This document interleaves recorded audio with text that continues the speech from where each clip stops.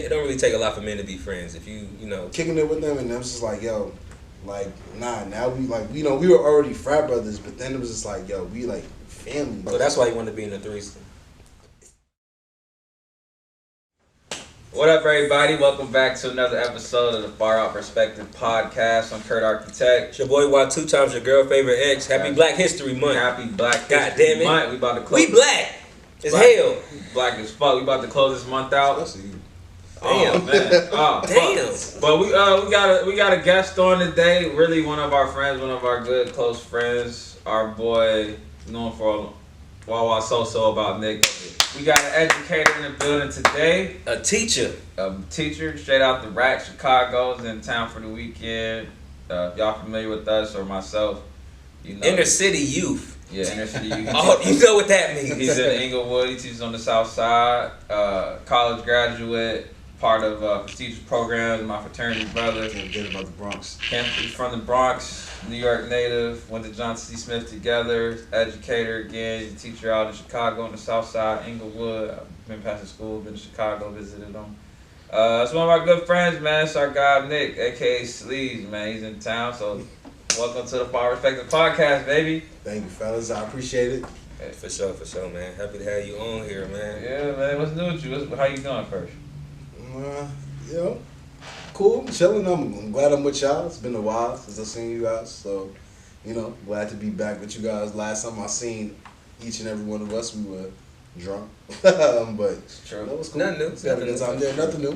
Nothing new. Kurt, how do you know Nick? How did that relationship kick off between you and Nick? Let's just get into it. We was at Smith together. You know, he went to John C. Smith. I just remember he got kicked out of school, and he was bad as fuck, man. But he's from the Bronx. You can't be telling my secrets, man. I'm sorry, man. I hope the kids and the teachers don't see this shit. But I just remember him having an interest in Phi Beta Sigma, and started coming around, and that's kind of how we got cool. Kind of became friends since then. Had similar interests. He was a far out type of guy, far out dude. His musical tastes, viewpoints on the world, very educated, very heavy in the Black history. He's one of those people that always had knowledge, and we just kind of clicked, and we've been cool since then. So that's how I got cool with him. And how you got cool with Nick? I remember getting cool with Nick because that was like the same. I remember it because it was the same year Obama took over y'all school for that rally. Oh yeah. And all of y'all schedule was messed up. So every time I had break, you guys were still in school. Yeah. So I would just come visit you, and then I remember me and Nick, and off rip we was already drinking. So, and I just remember like every time I said let's do a shot, and Kurt you would hide or duck out. Nick would always be like, yo, well, I got you. And I was just like, this can lead to something. This gonna be a good friendship right here. And then we both was on the same time too in college, so it wasn't that hard. Men, it don't really take a lot for men to be friends. If we into the same stuff, you cool, we're gonna make it work. I ain't really that hard to get along with. So yeah, that's pretty much how we got. We bonded at college, and drinking, women, all of the fun stuff that you do in college. Absolutely. Wawa always brought the good vibes with him. For sure. Always. For sure. Yeah, And we had a bottle of something. Yeah, for sure. I remember a famous quote one of us said. Somebody said, "You drink too much." Somebody was like, "I don't have a problem with drinking. You have a problem with me drinking." And That's a great quote from an alcoholic. That was definitely me. That was definitely I wasn't alcoholic. gonna tell you. That's like right before they drag you into that joint. For sure, I wasn't gonna tell you, man. But how's it being an educator? I know you live out in Chicago. How's Chicago treating you, South Side? I know you've been out there since 2020, since that crazy ass year. Say, man, what's it like teaching the youth out there in Chicago? Like, what's that like? Man, the kid's bad as hell. What grade? What grade stuff? I teach 8th grade AP math, so Okay. Yeah, they get high school credit for my class. But I will say this shit. I think when it comes to kids, working with kids in the hood, I always have this one ideology. It's like it's in a common song. It's like you could see a Malcolm X in the YG. You know what I'm saying? So looking at a kid that's super gangster as hell, but then seeing like a revolutionary or like somebody that's that's gonna change society in that person. And so that's always how I view education. That's how I view all the kids I work with. I mean, I know they come from circumstances that they can't control, or that's out of their out of their reach, or lifestyles that's due to where they live or where they're from. But I always see like the goodness or the greatness in them. So. Okay, so what you're saying is all your kids show some type of potential. I know you got it's a few that don't though. Yeah, I mean, hey man, some people are stars. Some people gotta look at the stars. Yeah, it's some that don't, but it's some that. How do you work with them? Shit, nah, I'm not gonna do that. The don't ones that kids, man. The ones that don't, they just have. They have you invest life skills in them. Bam. That they will use for the rest of their lives. Okay. So it might not be. So I might not teach you some shit that you're gonna learn. Yeah. Like you may never learn math. Yeah. Like you might suck at math for the rest of your life. I said you shouldn't be in AP math if you. But the unfortunate thing is all my kids are in AP math. Yeah. They can. You got a couple stars in there. Yeah. But I do have some students that are gonna fall below the line. Right. Exactly. However, what about them? Shit. Like if you don't learn some math, learn some life lessons. Like I'm gonna teach you more than just math. I'm gonna teach you some shit that you're gonna actually have to utilize in real life. Like how to be a good person, how to have morals, how to values, integrity, things like that. Those are intangibles that you can't. You can't take back. That's nothing a formal education can give you. Okay. So you gotta teach those things. All right, boom scenario. Hey, Mr. Bratcher. All right. My girlfriend, she broke up with me, and I feel really bad about it. Like, what should I do? Now, if they ask you that, I want you to say the same scenario he said, but in Chicago accent, like how they talk up there. So what he just said to you, but how they would say it to you. All right, hold on. Give me the scenario one time. Hey, Mr. Bratcher, you got a second? I've had an issue. Me and my girlfriend just broke up, and I'm really having a hard time with it. Could you give me some advice on what to do? How are the nigga from the south side? They'd be like, hey, Mr. Bratcher, your shorty tweaking. She on some shit. She on some shit. She really tweaking right now. And I'm gonna be like, well, I mean, I don't know. I don't know. You just gonna send him out there with nothing? They broke up. She tweaking. What he got to do now? She tweaking. They gonna be like, my bitch be tweaking too, man. Right, no bullshit. I'm definitely gonna say that. Shit, let's talk about it together. Yeah, you can TV show shit. Hey, take my phone, you text mine, I text yours. Figure it out.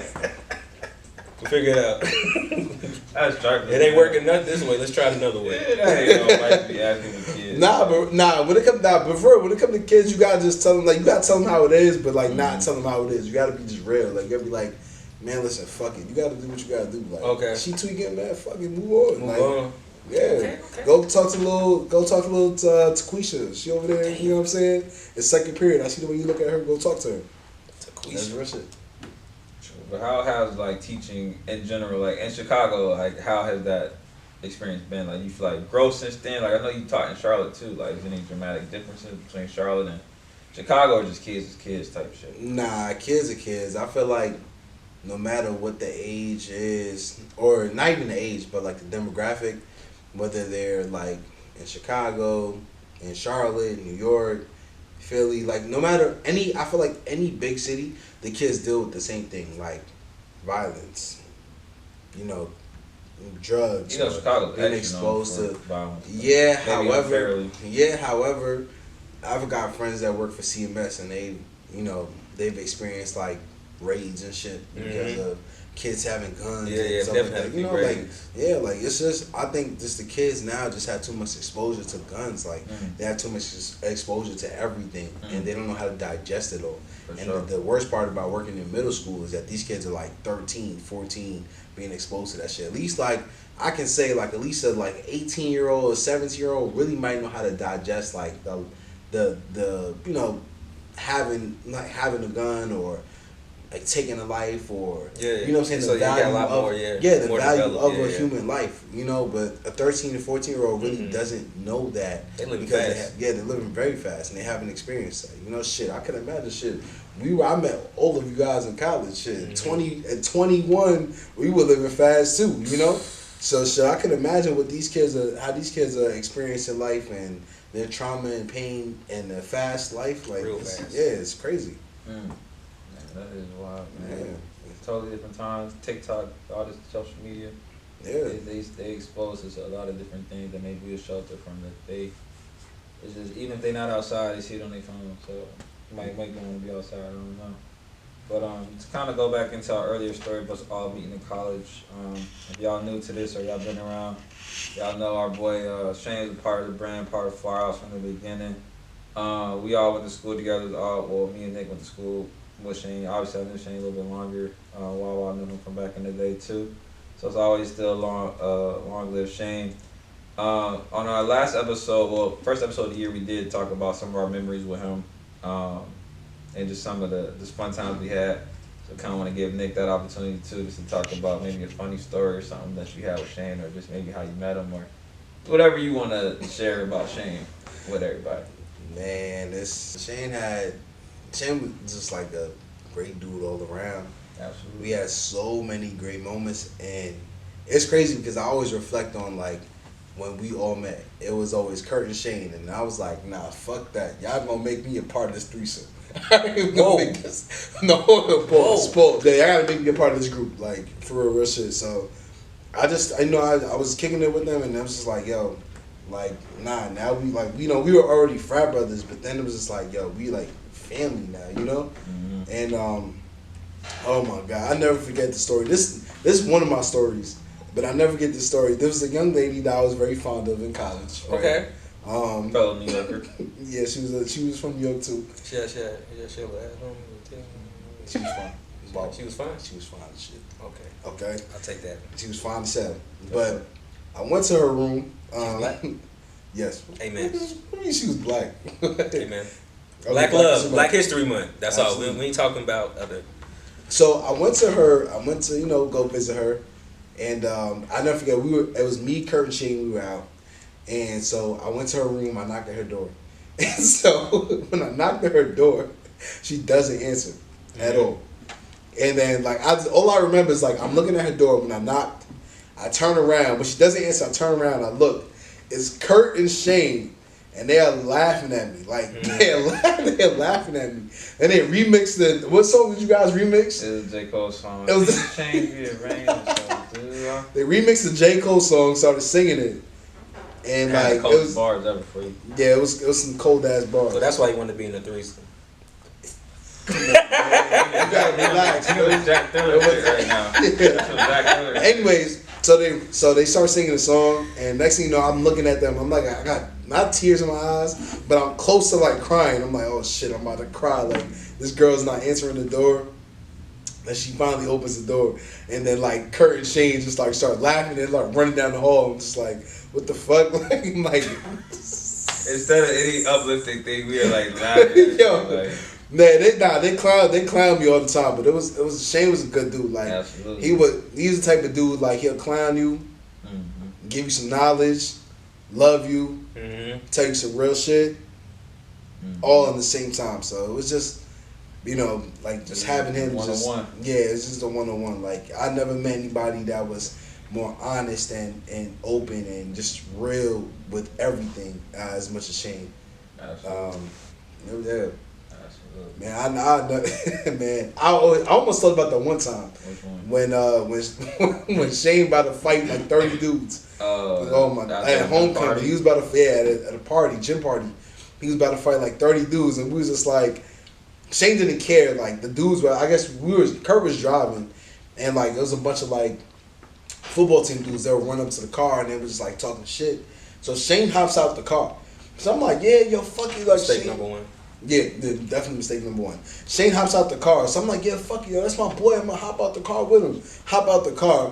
But I don't see what he sees. So when I get out the car, I see it's like 30 niggas like behind him. Football players. Yeah, all football players. So I'm talking about 6'5", like, you know what I'm saying? Everybody 290. Yeah, everybody's big as shit. So I'm like, yo, Shane, like, yo, I got your back, but damn, bro, like, shit, like, these niggas is big as hell. And Curt's just like, yo, can you get the fuck in the car, like, so we can go? And even though it's not his exact words, but Curt was like, yo, let's get the fuck out of here. So we hopped in the car. Eventually, Shane starts talking shit to one of the dudes. Man, apparently, like, Shane knew so many people that one of the guys was like, yo, listen, like diffuse the whole shit. Because it was like, nah, this is Shane. Like, y'all not about to, you know what I'm saying? Like, do anything to him or his homeboys. We got in the car and we drove off. But I'm telling you, I was scared for my life. I almost shit my pants. I was gonna fight, but I definitely shit my pants. You definitely, you would have fought. You would have thought you was in a fight. Yeah. Not definitely no fight. But yeah, Shane was just that type of dude. He was just loyal to a T.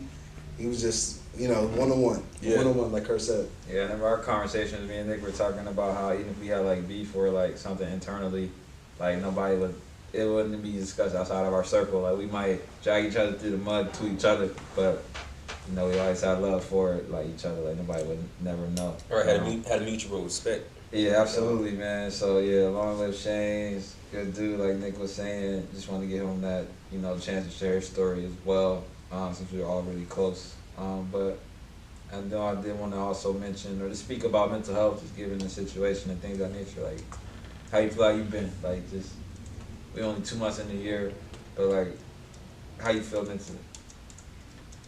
You know, making it one day at a time. I feel like taking one day at a time is just how you gotta do it now. I feel like we digest as human beings, we digest so much shit with life, like whether it's work or, you know, family or, you know, finances and everything. We just digest so much that honestly I just try to take shit one day at a time.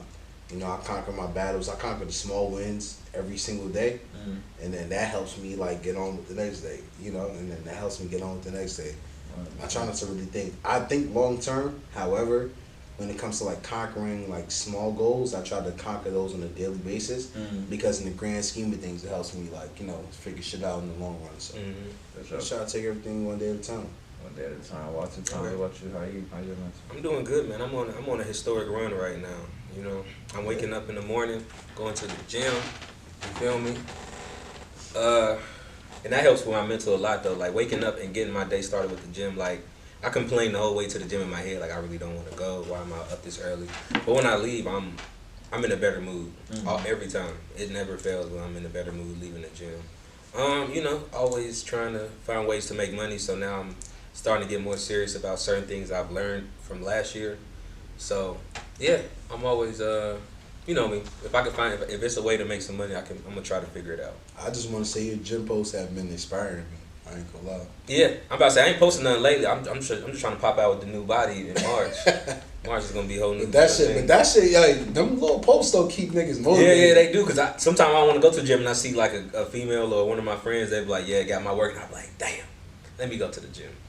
But yeah, I get it though. I try to at least post like I'm at the gym and stuff like that to show people. But yeah, I just ain't been a thing. But yeah, I'm in a good space. I really don't have too many issues. You know, Shane still passes through my mind every now and again. But you know, I've dealt with you know, situations like this before, so I kind of get it. Therapy, it's going well. Had my second session last week. It was good. I had something to talk about. I do it once a month because if I talk to them every 2 weeks, I don't do enough to talk to somebody every 2 weeks. So every month I got some good stuff. Got a lot off my chest. Got some more stuff. I'm giving 6 months. If I don't feel like I feel any different, then I'm gonna find another person. But it's good for now. I be looking for like advice, like him to be like, "Nigga, tell me what to do." He just be like, "Well, this is how I went through this." I'm like, "Nigga, give me an answer." Right. But you know, that's not what therapy's for. So Right. we get to it. Yeah, they say people be lying in therapy too, bro. I don't get that. Like, why would you pay somebody to lie to? It's like lying to your doctor. Yeah. Kurt, you think you would go the therapy route? Like you would take therapy one day? I always mentioned wanting to go to, but I was sharing with y'all before. Like I feel like I be having the arrogance a little bit, because I'm one of those people that know it's okay to cry. Like I've never been some super macho guy. Like I gotta tough it out. Like I get it's okay to have breakdowns. I still might have kept this to myself, but I know it's okay to have an outlet. But I was saying on our episode when we talking about Shane, like how can we lose a friend to depression and not try to explore therapy or expressing the importance of it too. I do definitely want to explore that route. Like again, like can't lose a friend to depression and not like what am I doing for myself to help. Oh yeah, definitely. So yeah, that's something I'm open to. Still going to plan to do this year, especially with turning 30 and stuff like that. Yeah, something like that. But to kind of go back to you teaching in Chicago, and I know you mentioned about kids. You kind of see like the bad, but you kind of see like the revolutionary side. it's like given that it is Black History Month and being in that city, Hampton and the Chicago and the history of it, like what's some pieces you got to drop for like Black History Month since you still in Black History Month? Like being an educator, being in Chicago, South I think, Side. like talking about people like Fred Hampton, I think that in which relatable to the kids, a lot of the kids are like truth tellers. Like they'll tell you things how they are, like when they are, exactly how it is. Like I remember having one of my kids and was like, well, that's not how it is, and that's not how it is in real life, or like people in the real world not like that, and just like being real honest. And I think that those are some of the qualities that people like Fred Hampton, UP Newton, leaders of the Black Panther Party had. Like they were very honest and real, and I think that for like all kids who are like that, or people who are like that, just adults, like they should embrace truth telling. I think that as Black people, that's one of the things that we are very good at, telling it like it is, saying it like it is, bringing awareness to what the world is like. So for, I guess, for Black History Month, I guess the one thing that I would want to leave is Black people, tell your truth. Tell the truth. Tell it like it is, how it is, and what it is. We know how we're treated in this country. We know how we're, we know the things that are systematically in place that hold us back other than other people. Right. And let's speak on it. Fuck that. Like, fuck what anybody thinks. Speak on that shit. Amen. Amen, absolutely. And I know Chicago get a bad rep, but I've been there. Went to visit you last year for my birthday out there. It's beautiful. Nothing but beautiful Black people. Beautiful city. Who are very honest. Who are very, very honest. A lot of accents out there. It's a beautiful town. Definitely love to visit again. So you can actually speak up. And it's not as violent as people think it is. There's a lot of beautiful Black people in Chicago that love Black people, that support Black people and Black businesses. Absolutely. However, the media gives it a bad rep. Why? Because it pays more to give Black people bad images. Right. So, real shit. If you out there, visit Chicago, because there's a lot of beautiful Black people out there. Go to Harold's businesses. Go to the Harold's that are Black owned. Jerk 48. Yo, the Jerk 48. Jerk 48 is Black owned. We got a Harold's and shit in Charlotte. Yeah, I got a Harold's and shit Charlotte, which is Black owned, so fuck with that one. But go to the Harold's that are Black owned. They're franchises. So go to the ones that are Black owned in other places. In Atlanta, Chicago, wherever you at. Go to the ones that's Black owned. If they're not Black owned, don't go to that shit. Absolutely. Straight up. That's what we here for. Absolutely. I know we about to wrap up soon, but Wa2Timez, did you have a wild wisdom for this week? Yes, I did. I know it is tax season, and it is coming up, and you guys are getting some extra money. Jeez. What can we do with that extra money, Wa2Timez? Hey man, I'm just gonna tell you, if you got an extra $1,000, I ain't going too crazy. I know how much people make. I know a lot of people got kids, so if you have an extra $1,000, a lot of people feel like, what can I do with that $1,000? Because you can't really, start a business from the ground up and stuff like that. But what I say you do with that $1,000 is invest in a skill. Spend that money, take an IT course, or if you got that money, if you're interested in something, go online, find a master class of whatever you're interested in. Everybody's selling courses now, so whatever you're interested in, use that $1,000 and invest that into yourself, into your education, or something you really want to do. Because $1,000 isn't a lot of money. So, but if you got an extra $1,000, from tax season, and you like, I actually want to make this money, work. I don't want to just buy a bag or buy some shoes and be done. So invest in yourself, man. Buy a course. IT is the top paying thing ever. So if you tech savvy or want to get tech savvy, they'll teach you. It's not really that hard. A couple months here and there. 2 years later, you're making $100K a year. Absolutely. So for sure, that's my wild wisdom with that. You got extra $1,000. Wow. Sure. For sure, and I definitely invested in some courses as well for IT related things. So okay, see, like tech, but not like still non-tech, more so like a business analyst or like administrator type role. So for sure, that's something you want to do. So that's pretty much my wild wisdom on what to do with that little extra bit of money you got. Well, good job. Well, I appreciate your wild wisdom. I do what I can. Closing out Black History Month. We about to wrap this episode up, but we do thank you, Nick, for dropping by. Random pop up, man. Nick from the BX. Nick from the BX or B next.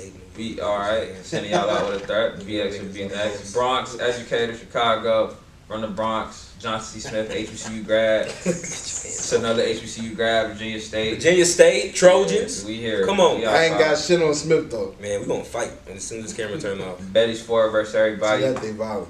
Thank you for watching, listening. Subscribe to our YouTube channel, FawrOut TV. FawrOut for the talented, unique, and misunderstood. Thank you for watching. Thank you for sharing. Thank you for liking. And stay far out. I'm Curt Architect. The boy Wa2Timez. And this is Nick, your boy. We all appreciate y'all. Happy Black History Month. Close it out. Happy Black History Month, y'all. Black.